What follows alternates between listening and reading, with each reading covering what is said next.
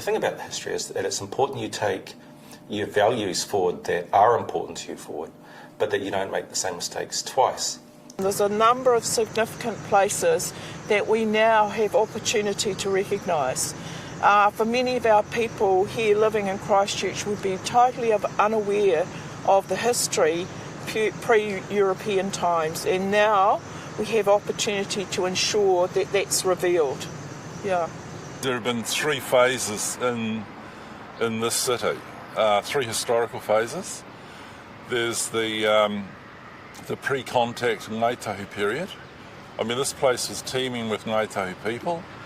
A lot of travel from the peninsula to other parts of Te Waipounamu and stopping off at Market Square.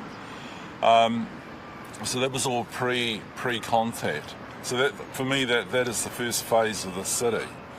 Second phase of the city is when the colonial government arrived and the new settlers arrived and created Christchurch. So in a way they tried to replicate, and in a way you can understand it, they tried to replicate England. They were trying to create a home away from home, and they were trying to surround themselves with the things that made them feel at home.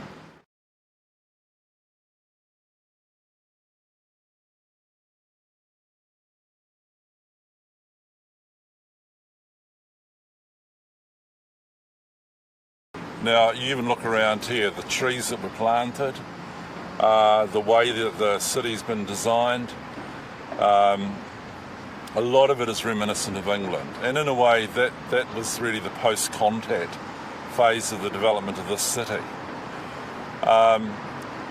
We now have a wonderful challenge and an opportunity now arising out of this earthquake. So for me, we're about to enter the 3rd phase of the development of Christchurch. And it is about returning Ngāi Tahu to the city. It's about returning Ngāi Tahu history, the things that are valued by Ngāi Tahu, the place names, the sites that are really important to us, and relocating them here. And I suppose in a way making them visible, because previously they were invisible. So for me, that's the kind of 3rd phase of the city, and that's why I think it's really exciting. As we progress into what I'm terming a post-colonial city. And that is a new Christchurch, post-colonial, global city that acknowledges all of its communities, Ngāi Tahu, the early settlers and their families, and in fact new immigrants. That's the city that we've got to create. It's important to celebrate Māori, the Ngāi Tahu culture in Christchurch. And it should be that we celebrate the English settlers because they settled the country and contributed to the establishment of the nation state. And Christchurch and Canterbury is important to that. And Ngāi Tahu is obviously important because that's your foundation basis for a partnership in the future. But equally, there's lots of other cultures that we need to celebrate in this city. Pre-quake, you needed X-ray goggles to see the Ngāi Tahu culture, like it wasn't visible. And I think now it's a really good chance for us to sort of have more of a presence, a visible presence in the city. If you walk through the city, even over the last 100 years or so, you would not know that you're actually in Te Waipounamu. You could be anywhere in England, and I think that's the real challenge for the rebuild, is to locate this city and this land, to acknowledge all the peoples and communities that value this place. This river is our heart. This river for everybody, including Māori. I mean, I look around and you see the harakeke or the flax, and you think about your weavers that did the most beautiful weaving. You see all the tuna, all the fish that was here. This is a place of gathering, meeting, eating, and keeping your whānau together through those kind of activities. Out of a kind of a tragedy has to come the opportunity. And as I say, I think we're on the verge of setting an example, not only for the rest of this country, as to how to better incorporate Māori into their cities and to incorporate local Māori histories, local tribal histories into the way they perceive their cities. But I think it's a model for the whole world. 19th century we were colonised. The British, European empires colonised the world, indigenous peoples. 20th century, I think they're starting to understand this, is that the rest of the world decolonised.